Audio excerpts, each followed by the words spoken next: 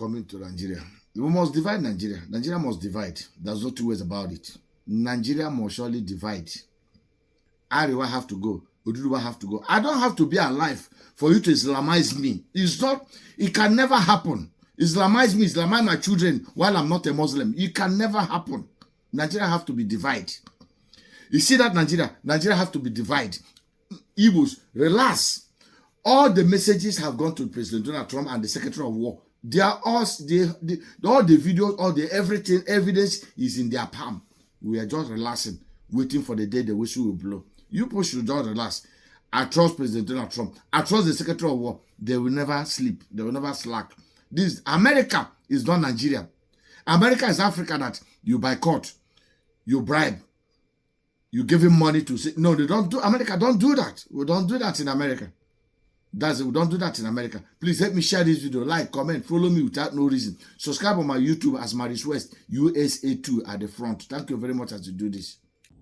So Sheikh Gumi is raising serious alarm as the US lands 2 more aircrafts yesterday in the northeast. He stated clearly that the US created this terrorism in Nigeria and now they are coming with a fake excuse to come and fight it, only to come and steal Nigerian mineral resources. Now he pointed Nigerians, everybody in Nigeria, to a video where this particular agenda is being exposed for Nigerians to see, so that it will not be like he's the one saying it. Now watch the video. Let me not talk. Well, the US has sent a small team of troops to Nigeria, which marks the first acknowledged presence of American forces on ground since US launched airstrikes last Christmas. According to the head of US Africa Command, the team was deployed after both countries agreed to do so, and this to counter the terrorist threat in West Africa. The size and scope of the mission, however, have not been disclosed yet. You're scrolling through your phone, and suddenly the headlines start flooding in. US troops deployed to Nigeria. American warships strike targets in Africa. Trump warns of more military action. If you're Nigerian or anywhere in Africa, your first reaction might be, hold on, what exactly is happening? Because the version being told in Western media, that's only part of the story. On Christmas Day 2025, US warships in the Gulf of Guinea launched missile strikes into Sokoto State. Days later, the Pentagon confirmed that 200 American troops would deploy to Nigerian soil. And as you're watching this, US military advisors are already operating inside Africa's most populous nation. So this raises a serious question. Is this counterterrorism? Is this strategic positioning? Or is this the beginning of something much bigger? President Trump says the mission is about protecting Christians from extremist violence. The Nigerian government describes it as a security partnership, a joint effort to fight terrorism. Both explanations sound straightforward, but Nigeria is also one of Africa's largest oil producers. It sits on critical mineral reserves, including lithium, a resource essential for electric vehicles and battery technology. And it's the anchor of West Africa's political and economic stability. Meanwhile, the conflict in northern Nigeria has been burning for over 16 years. More than 40,000 people have died. Millions have been displaced, and the violence isn't as simple as many headlines suggest. So the real question isn't just why are US troops there? It's this: what are America's long-term strategic interests in Nigeria? What does Nigeria gain from this partnership? And in this long war, who is actually paying the highest price? Let's break it down.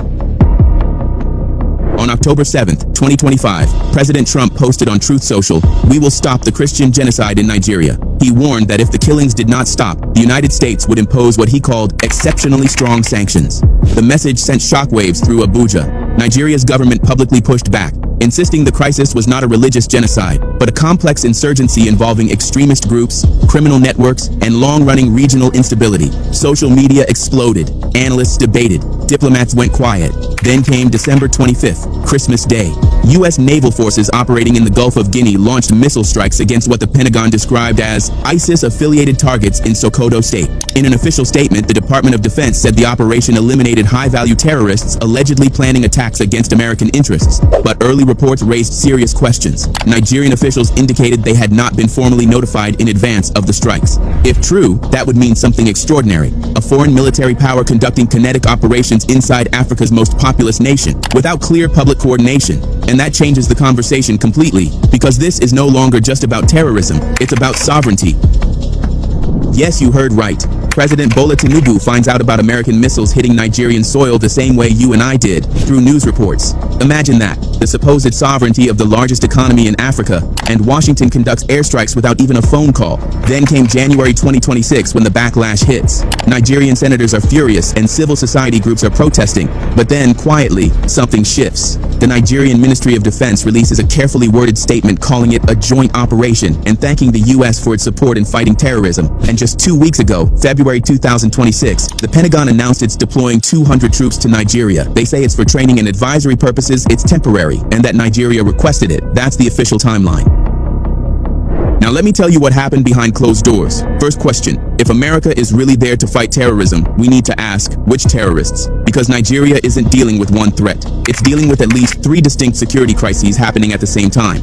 Let's start with the one everyone knows, Boko Haram. Since 2009, Boko Haram has been waging an insurgency in northeastern Nigeria. And for the past 16 years, over 40,000 people have died and millions displaced. You remember the Chibok girls kidnapped in 2014? That was Boko Haram. The group wants to establish an Islamic caliphate and has killed more Muslims than Christians in this war. But here's what most people don't know. Today, Boko Haram isn't even one group anymore. In 2016, it split. One faction stayed loyal to Abubakar Shekau until he blew himself up in 2021. The other faction pledged allegiance to ISIS and became the Islamic State West Africa Province, ISWAP for short. And ISWAP? They're not some ragtag militia hiding in caves. Between July 2024 and July 2025, ISWAP carried out 445 attacks and killed over 1,500 people. That makes them the most active ISIS affiliate on the planet. And they're not just attacking villages anymore. They've been systematically targeting Nigerian military bases in what they call the Burn the Camps campaign. Basically, the Nigerian military is getting overrun in their own fortified positions. But this is only in the northeast. Let's move to the northwest, which has a different problem: bandits. Now, when you hear bandits, you might think of guys on horseback stealing chickens. No, these are heavily armed criminal gangs with hundreds of fighters, sophisticated weapons, and control over entire territories. They started as conflicts between herders and farmers over land and water. But by 2025, these gangs were operating like warlords. They control gold mines in Zamfara State and use the proceeds to buy weapons. They kidnap for ransom as a business model. Between 2011 and 2020, Nigerians paid at least 18 billion naira in ransoms. And that's just what we know about. In the first half of 2025 alone, bandits and insurgents killed 2,266 people. That's more than the entire death toll of 2024. In August, they stormed a mosque in Katsina State and killed 32 worshippers during prayers. In July, they kidnapped over 100 people in a single raid in Zamfara. But here's where it gets dangerous. These bandits are now working with jihadist groups. Boko Haram is sending bomb makers and military advisors to train bandit gangs in Kaduna State, meaning that the line between crime and terrorism is disappearing. And now, the threat nobody's talking about, Lakurawa. You've probably never heard of them. Most Nigerians hadn't until late 2024. But this is the group the US actually hit on Christmas Day.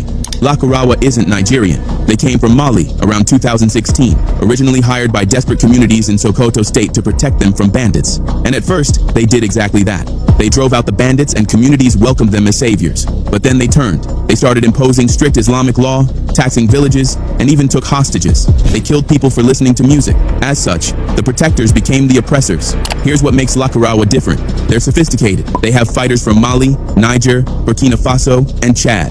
They use drones for surveillance. They have satellite communication equipment, making them part of a transnational jihadi network stretching across West Africa.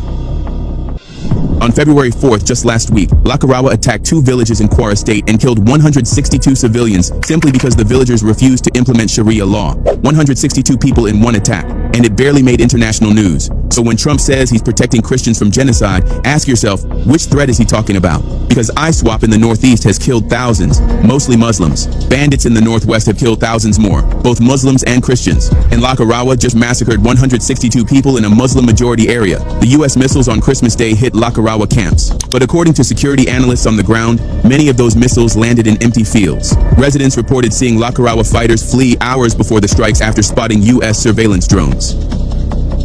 And even if the strikes were effective, Lakurawa is not the biggest threat Nigeria faces. That's ISWAP, operating 500 kilometers away in the northeast. But guess what? The US didn't strike ISWAP. They struck the newest, smallest group in an area that happens to be mineral rich. Take note of that. This brings us to the question, is this really about terrorism or is it about something else?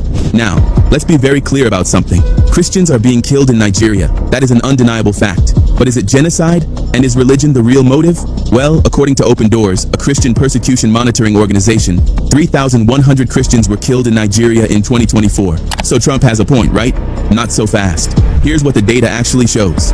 The Armed Conflict Location and Event Data Project, ACLED, is one of the most respected conflict monitoring organizations in the world. They've been tracking every attack, every death, every incident in Nigeria since 2009. Their findings? Of 1,923 attacks on civilians in 1 year, only 50 were targeted based on religion. That's 2.6%. Out of almost 2,000 attacks, religion was the primary motive in just 50.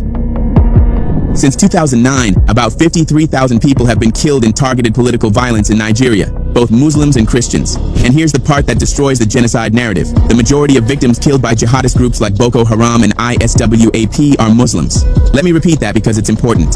Boko Haram and ISWAP have killed more Muslims than Christians. Why? Because these groups don't just hate Christians. They hate anyone who doesn't subscribe to their extreme interpretation of Islam. They've massacred entire Muslim villages for cooperating with the government. They've killed imams for preaching against them. And they've executed Muslim soldiers by the hundreds. When ISWAP attacks a military base and kills 50 Nigerian soldiers, most of those soldiers are Muslims from northern Nigeria. When bandits kidnap students from schools in Katsina or Zamfara, most of those students are Muslims. When Lakurawa imposes their version of Sharia and kills villagers for resisting, those villagers are Muslims. In fact, Intersociety, one of the organizations Trump's allies cite, admits that since 2009, approximately 60,000 moderate Muslims have been killed alongside 125,000 Christians. 60,000 Muslims killed by their own co-religionists for not being extreme enough.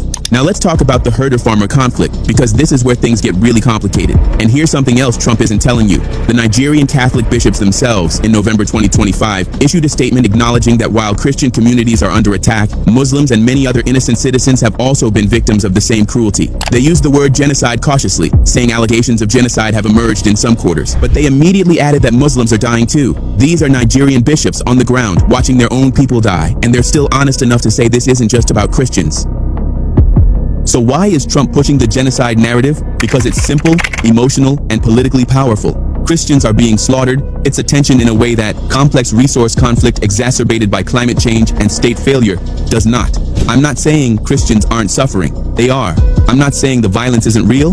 It is. What I'm saying is that the narrative of a systematic Muslim genocide against Christians is false. The evidence simply doesn't support it. So what is really going on? What does the U.S. want? Well, 2 days ago, February 10th, Republican lawmakers in the U.S. Congress introduced a bill with a very revealing name, the Nigeria Religious Freedom and Accountability Act of 2026. Sounds noble, right? Religious freedom. Who could be against that? But buried in that bill is a section that has nothing to do with churches or persecution. It's about Chinese mining operations. The bill explicitly calls on the U.S. Secretary of State to counter what it describes as the hostile foreign exploitation of Chinese illegal mining operations and their practice of paying protection money to Fulani militias. Think about that for a second.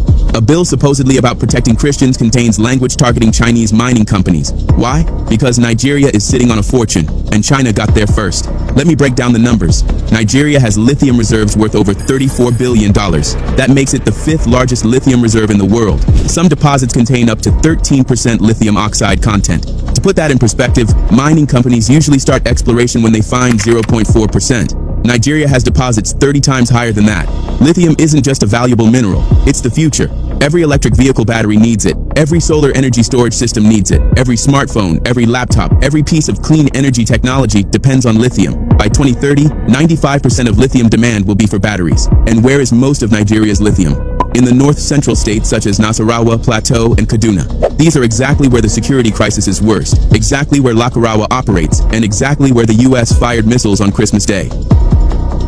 Now, who's been mining this lithium? Chinese companies. In May 2024, the Kaduna state government inaugurated a lithium processing plant in partnership with a Chinese company called Mingxin Mineral Separation. Chinese firms have been all over northern Nigeria extracting lithium and, according to U.S. lawmakers, paying armed groups for protection.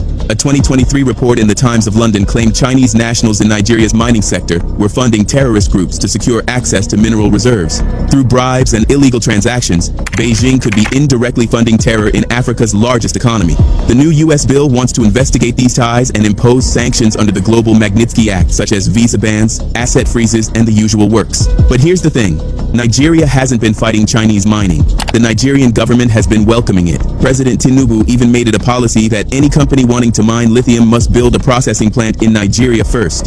That was meant to keep the value chain domestic and create jobs. So when American lawmakers suddenly care about illegal Chinese mining in Nigeria, what they're really saying is, China is winning the resource competition and we need to push them out. The United States has a long-standing strategic interest in the Gulf of Guinea. In 2005, U.S. government officials were already testifying to Congress that West Africa could supply an additional 2 to 3 million barrels per day to global markets within 5 to 10 years. American energy policy has viewed the Gulf of Guinea as critical for decades. But while America was distracted in the Middle East and focused on its own shale revolution, China moved into Africa. Chinese companies now dominate mining across the continent. They build infrastructure, offer loans, and don't ask questions about democracy or human rights. They just do business. And now the U.S. is scrambling to catch up. This is the new great game, the 21st century scramble for Africa. But instead of European colonial powers carving up the continent for rubber and ivory, it's America and China competing for lithium, cobalt, rare earth elements, and energy dominance. And Nigeria, with its combination of massive population, oil wealth, and critical minerals, is the prize. So when Trump talks about Christian genocide, he's activating American evangelical voters. When he sends troops to Nigeria, he's securing access to resources. When Congress writes bills about Chinese mining, they're not worried about Fulani herders. They're worried about Beijing controlling the supply chains for the technologies of the future. The missionaries and the humanitarian rhetoric, that's the packaging. The main product inside is geopolitical dominance. And the Nigerian government knows this. That's why, despite the public outrage over unauthorized airstrikes, Abuja quickly pivoted to calling it a joint operation. That's why they accepted U.S. troops, because Nigeria needs help securing the north, and America has the military capacity to provide it. But make no mistake, this is a transactional relationship. America isn't in Nigeria out of charity, it's there because Nigeria matters. So the big question is, can Nigeria maintain its sovereignty in the midst of this partnership? Well, the Nigerian Defense Headquarters keeps repeating the same phrase. You'll see it in every official statement. All engagements are conducted in full respect of Nigeria's sovereignty. But what does sovereignty actually mean when foreign troops are operating on your soil without your parliament's approval? When missiles land in your territory without prior notification? When you find out about military operations through CNN? Let's be clear about what happened here. The Pentagon announced U.S. troops were in Nigeria before the Nigerian government confirmed it. Think about that sequence. America told the world it had deployed forces to Nigeria, and Nigerian officials scrambled to explain it afterward. That's not partnership, that's permission granted after the fact. Then came the defense minister, Christopher Musa, who says these troops are just advisors. Vietnam, Afghanistan, and Iraq all started with advisors before it had invasion forces. And now we're learning, from exclusive reports, that the U.S. 3rd Special Forces Group has been assigned to Nigeria. This is not some desk job unit. The 3rd Special Forces Group is designed for unconventional warfare, direct action, counterinsurgency, and counterterrorism operations. They've been deployed in Afghanistan, Iraq, Mali, Ethiopia, and the Congo. These are the guys who do the things governments don't officially acknowledge. According to sources, the U.S. has also requested permission to build a refueling station for their drones in a northeastern Nigerian state. The handwriting is clear. Nigeria is about to become a permanent forward operating base for U.S. military operations in West Africa. Now contrast this with what happened in Niger just last year. In 2024, after a military coup, Niger's junta ordered the United States to leave. The U.S. had built a $110 million drone base in Agadez. Airbase 201 was the centerpiece of American counterterrorism strategy in the Sahel. It was its most expensive base, but Niger said, get out. By September 2024, every American soldier had left. Over 1,000 troops withdrawn and the drone base shut down. Niger took a massive economic hit from lost American aid, but they did it anyway. Why? Because sovereignty mattered more than money. Because the junta believed the U.S. was there to advance American interests, not Nigerian security. And now, just months after losing their Niger base, guess where the U.S. is setting up operations? Nigeria. This isn't coincidence. This is strategic repositioning. The United States lost its primary foothold in the Sahel and immediately pivoted to West Africa's largest country. Nigeria is the replacement for Niger, and unlike Niger's military government, Nigeria's civilian leadership said yes.